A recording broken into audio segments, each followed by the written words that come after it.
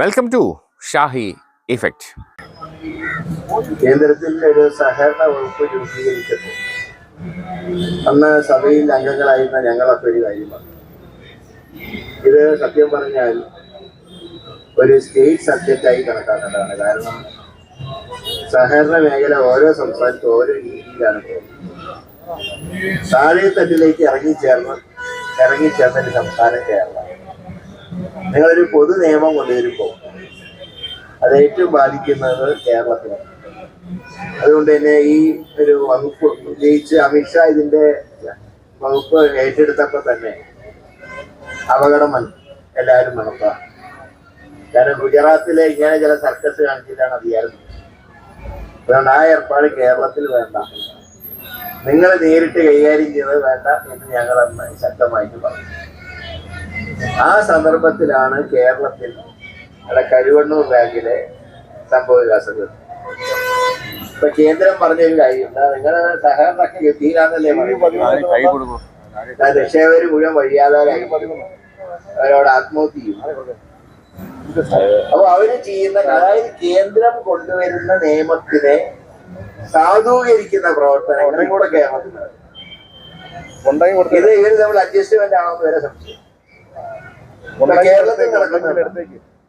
നമ്മളൊക്കെ ഇത്രയും കാലം അഭിമാനം കൊണ്ടിരുന്നത് സഹകരണത്തിൽ നമ്മൾ 1ാം സ്ഥാനത്താണ്, എത്രയോ ആളുകളെ സഹായിക്കുന്ന പ്രസ്ഥാനമാണ്. ഇതൊക്കെ ശരിയാണ്. പക്ഷെ ഇപ്പൊ കേരളത്തിൽ ആദ്യം കരുവണ്ണൂർ ബാങ്കിലാണ് ബാങ്ക് കൊള്ള നടന്നത്. ലാഭത്തിൽ പ്രവർത്തിക്കുന്ന ബാങ്ക് കൊള്ളയടിച്ചാണ് നിക്ഷേപകരെ വഴിയാധാരമാക്കി പല ആത്മഹത്യ. സംസ്ഥാന കേരള ബാങ്കിന്റെ ചെയർമാൻ പറഞ്ഞു, ഞങ്ങൾ കോമ്പൻസേഷൻ കൊടുക്കാനൊന്നും പേടിക്കണ്ട, ഞങ്ങൾ വേണ്ട സഹായിക്കുക.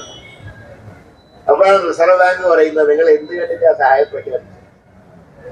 ഇപ്പൊ നിങ്ങൾ അങ്ങനെ തോന്നിയ പോലെ നടക്കാനുള്ള പഴയ സംസ്ഥാന സഹകരണ ബാങ്കൊന്നും അല്ലാതെ നിങ്ങളിപ്പോ കേരള ബാങ്കാണ് ഞങ്ങളുടെ കീഴില, പൂർണ്ണമായിട്ട് ഞങ്ങളുടെ നിയന്ത്രണത്തിലാണ്. ഞങ്ങളാണ് കാര്യങ്ങൾ കൈകാര്യം. അവസാനം ഒരു നിക്ഷേപകനെങ്കിലും സഹായിക്കാൻ പറ്റിയോ? അതിന്റെ ശ്വാസം വിടുന്നതിന് മുമ്പാണ് തിരുവനന്തപുരത്ത് കണ്ടോറാൻ ഇതേ രീതിയിൽ തന്നെ കൊള്ളയടിച്ചതാണ്.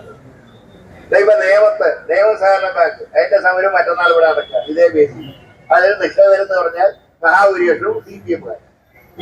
അവരെന്നെയാ പറഞ്ഞത്, സാറിവിടെ ഉദ്ഘാടനം ചെയ്യാൻ തന്നെ ഞങ്ങളൊക്കെ വെള്ളത്തിലായിരിക്കുകയാണ്, ഞങ്ങളുടെ പാർട്ടി ഞങ്ങളെ നിക്ഷേപകരിൽ മഹാഭൂരിപക്ഷവും CPM. കാരണം ആ ബാങ്ക് അവർക്ക് മാത്രമേ കാശ് കൊടുക്കാൻ, ആ ബാങ്ക് വരെ കൊള്ളയെടുത്തു. ഇപ്പൊ ED അന്വേഷണം നടക്കും. ഞാൻ ചോദിക്കട്ടെ, ഇപ്പൊ കരുവണ്ണൂര് ബാങ്കിന്റെ അന്വേഷണം നടത്തിയിട്ട് എന്താ ഉണ്ടായത്? ആരെ പിടിച്ചത്?